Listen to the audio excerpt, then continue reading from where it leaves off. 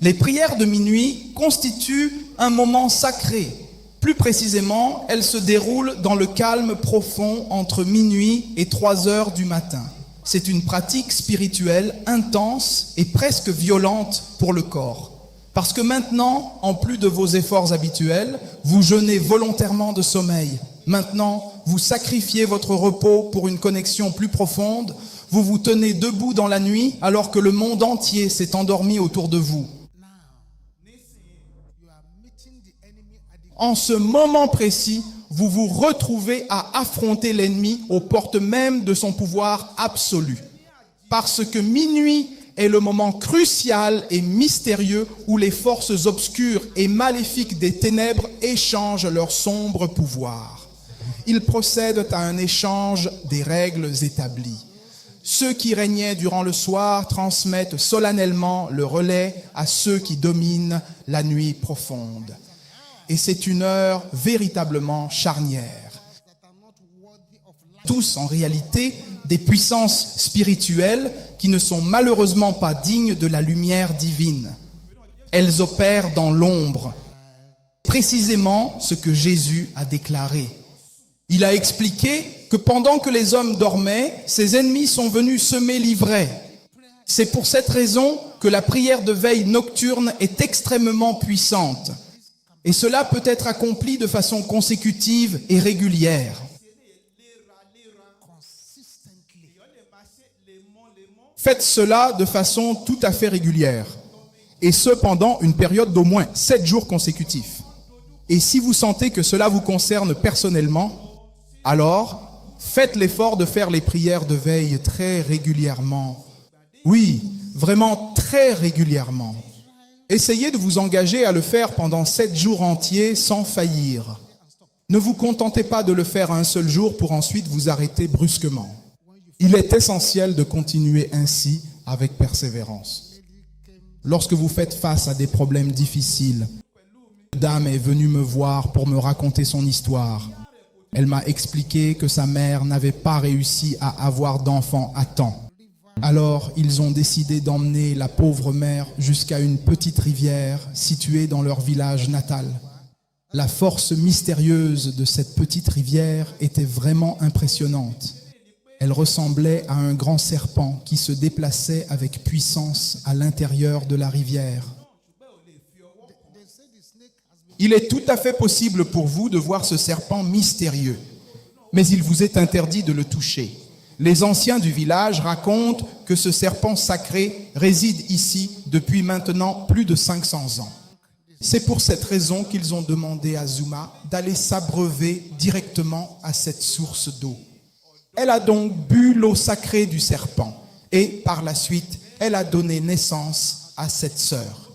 Juste après ce moment-là, par la suite, elle a fini par avoir plusieurs autres enfants. Absolument tous les autres enfants. Elle en a eu 4 de plus. Ils ont fini par se marier les uns après les autres. Ils ont eu leurs propres enfants à leur tour. Ils vivaient tous paisiblement avec leurs épouses respectives. Mais en ce qui concerne cette toute première née, celle qu'elle avait mise au monde après avoir bu l'eau du serpent, c'est un peu comme si elle était devenue totalement invisible aux yeux de tous. Elle m'a raconté cette histoire. Maintenant, prends cette prière. Commence une veillée, 7 jours. Surtout, ne change absolument pas le sujet de cette prière sacrée. Ne prie pas pour une autre chose, quelle qu'elle soit. Contente-toi de prononcer ces mots avec ferveur. Entité mystérieuse qui contrôle mon destin et mon avenir, je t'implore de me laisser partir d'ici. Ou bien, si tu refuses, accepte de mourir maintenant. Elle a commencé. Le premier jour, elle dormait, somnolente. Le deuxième jour, elle dormait, somnolente. Puis elle a décidé quoi faire. Ce n'est pas le moment de s'asseoir. Elle a dit... Elle a continué à marcher un peu partout dans les environs. Un jour, certaines personnes du village sont allées jusqu'à cette toute petite rivière où se trouvait autrefois le serpent. L'eau de la rivière dégageait désormais une odeur vraiment très désagréable. Elle sentait vraiment très mauvais. Et ils n'ont plus jamais revu le serpent à cet endroit. C'est seulement à ce moment-là que cette jeune sœur a enfin eu la possibilité de se marier. Je prie avec ferveur pour quelqu'un ici aujourd'hui. Et je demande que les anges puissants de Dieu retournent maintenant à ta fondation profonde, la fondation même de la maison de ton père, ainsi que la fondation de la maison de ta mère. Que tout problème ancestral venant d'eux et marchant activement contre ta vie présente meure immédiatement au nom du Seigneur. Recevez cela avec un amen puissant multiplié par 7 fois 7.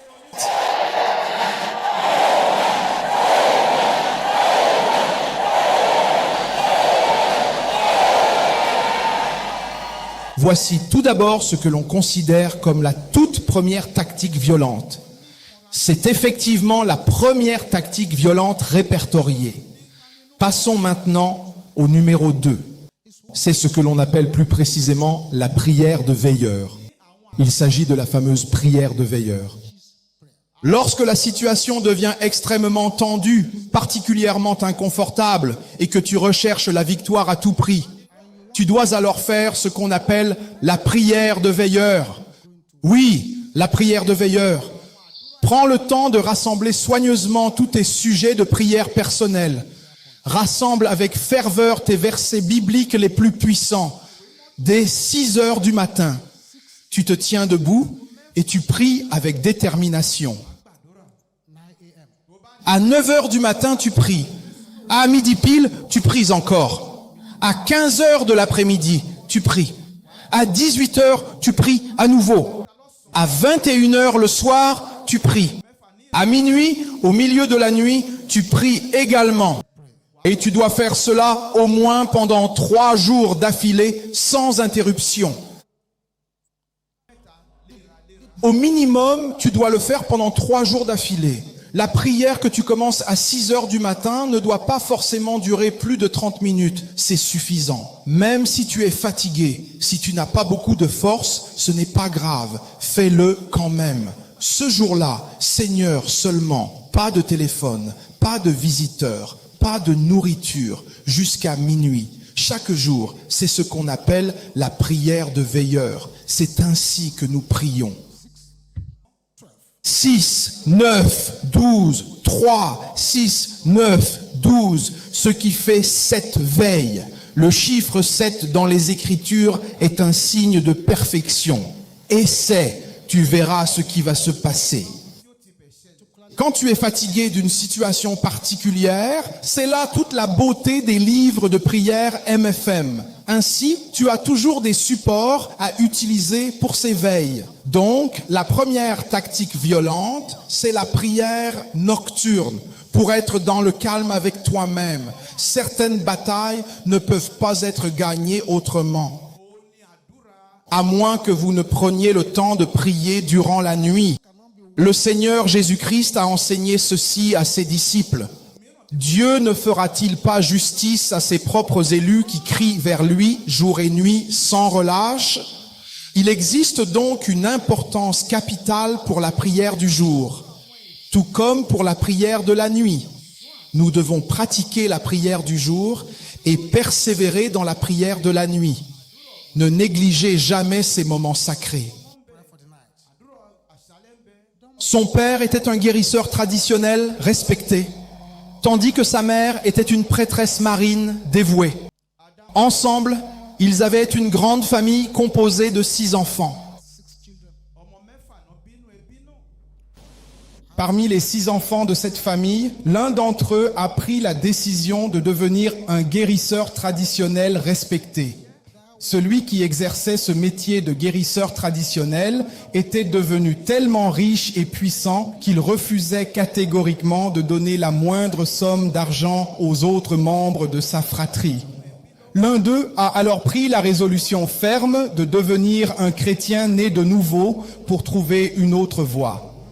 Pendant ce même temps, les autres frères et sœurs restants Ces personnes ne servaient pas du tout le Seigneur Jésus-Christ. Ils ne se tournaient pas non plus vers les idoles de ce monde. Et c'est alors qu'ils ont commencé à mourir physiquement. Ils sont absolument tous morts, à l'exception notable de celui qui était véritablement né de nouveau par l'Esprit.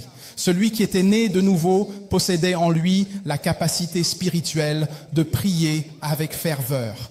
Mais ils se rendaient régulièrement dans différentes églises. Ils allaient ainsi fidèlement dans des églises pour chercher la face de Dieu.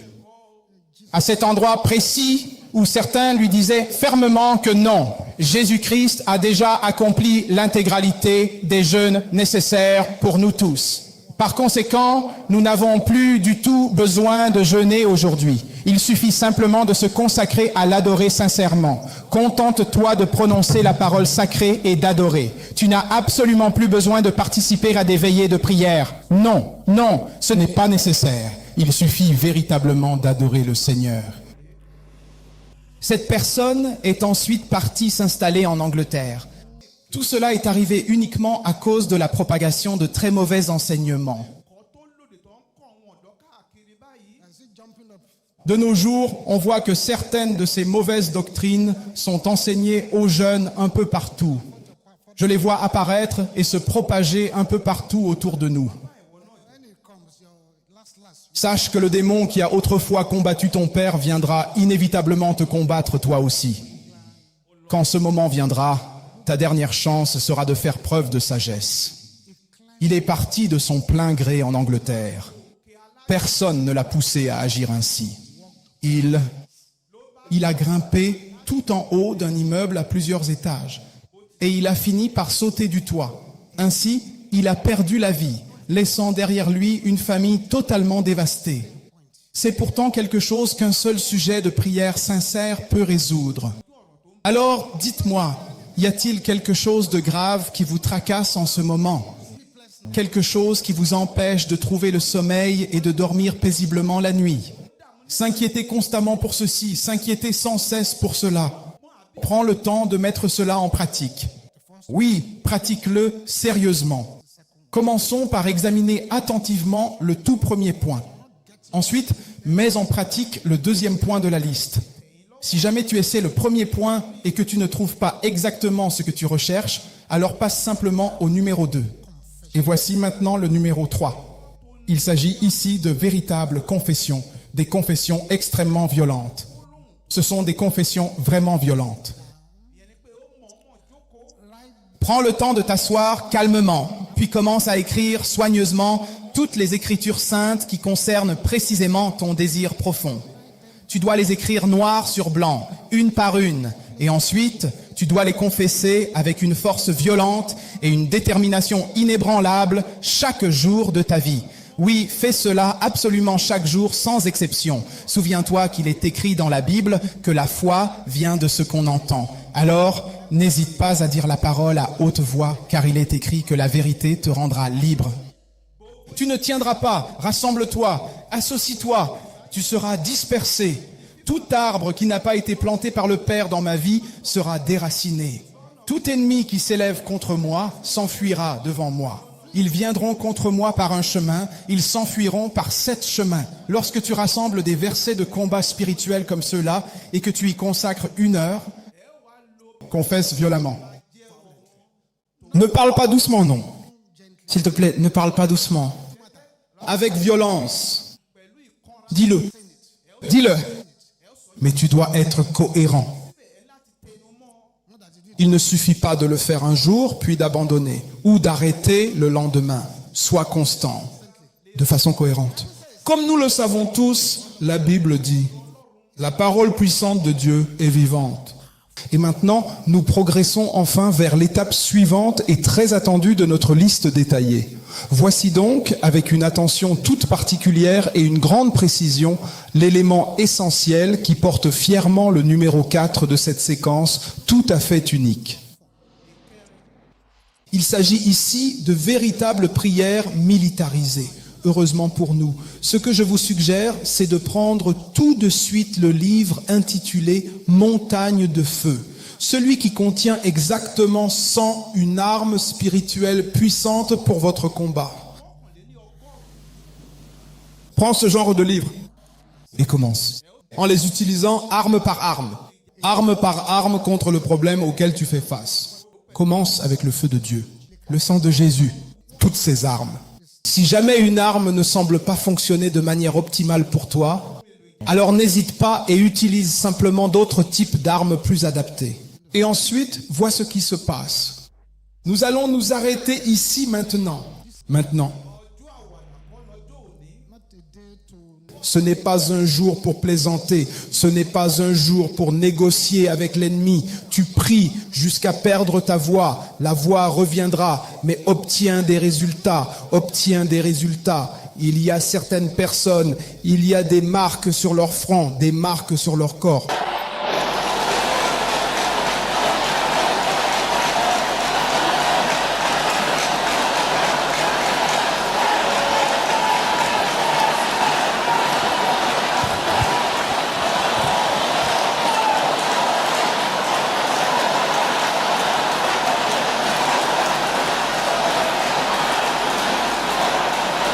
C'est au nom de Jésus.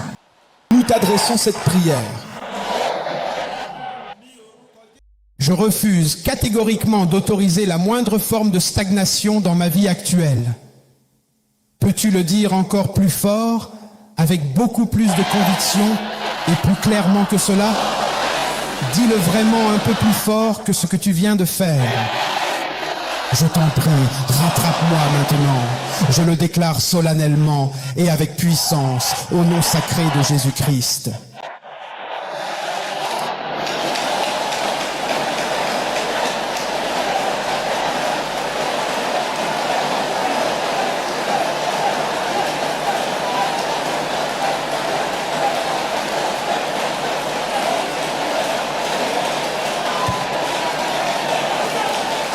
Au nom puissant et précieux de notre Seigneur Jésus-Christ, nous élevons cette prière avec ferveur. Cette déclaration solennelle concerne également le sceau spirituel. Tout sceau démoniaque et maléfique qui a été destiné à diminuer ou à ternir l'éclat de ma gloire divine. Peux-tu crier cela avec force? Crie-le encore une fois de tout ton cœur. Crie-le encore plus fort maintenant.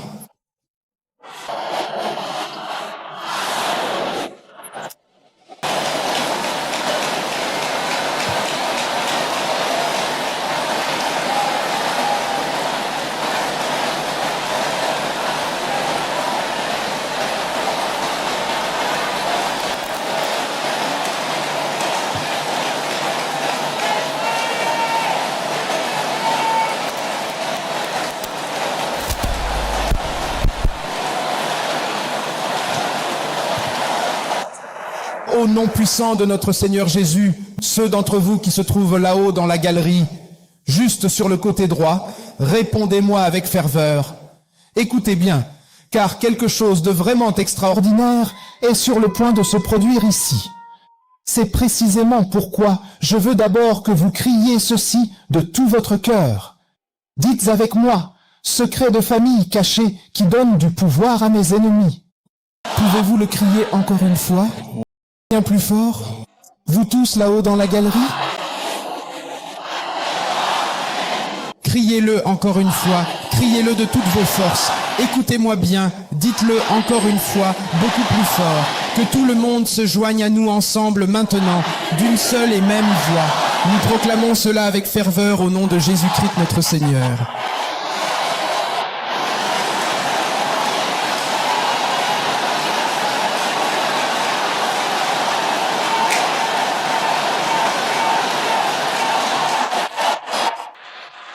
Oui Seigneur, nous crions oui de tout notre cœur. Oui Jésus-Christ, notre Sauveur et notre guide éternel. Oui, absolument. Tu te sens désormais beaucoup plus léger parce que tout ce qui t'alourdissait l'esprit a été définitivement enlevé. Ne dis surtout pas que tu ne penses pas que cela te concerne personnellement. Il l'a fait pour toi. Je déclare tout ceci avec force et conviction au nom sacré du Seigneur Jésus-Christ, mon Sauveur.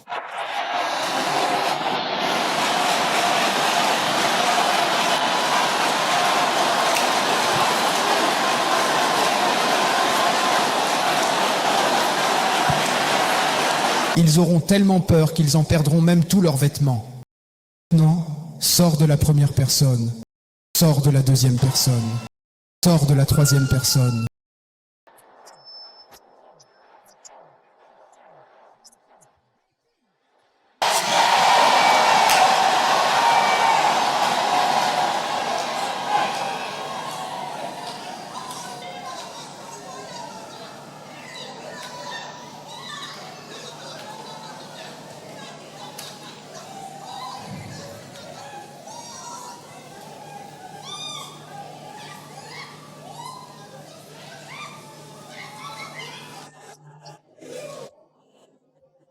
Quiconque ose comploter pour attenter à votre vie précieuse, sans aucune forme de célébration, ils se verront contraints de périr inévitablement à votre place, dans le nom sacré Jésus-Christ.